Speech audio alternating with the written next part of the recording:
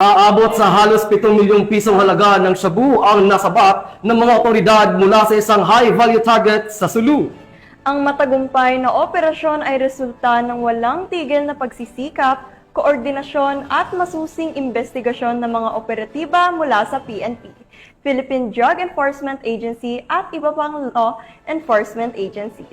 Patrolwoman Veronica Lagi, balita mo. Nasabat ang 6,800,000 halaga ng shabu mula sa isang high-value target sa ikinasang operasyon ng PIDEA BARM sa Sirentes Street, Barangay Chinese Pier, Jolo, Sulu, nito lamang 19 ng Mayo taong kasalukuyan.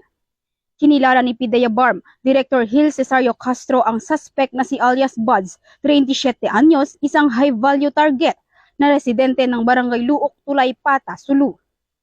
Naging matagumpay ang naturang operasyon dahil sa pinagsanib pwersa ng mga tauhan ng Philippine Drug Enforcement Agency BARM, Sulu PNP, NICA BARM, CIDG-9, Sulu Maritime Police Station, 35th Infantry Battalion, Philippine Army at Philippine Coast Guard.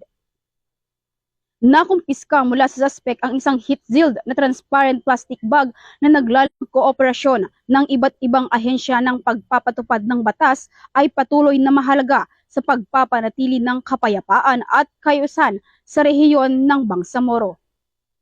Mula rito sa rehiyon ng Bangsamoro, ako si Patrolwoman Veronica Lagi, nagbabalita para sa Police News Network, alagad ng batas, taga-taguyod ng Balitang Pulis.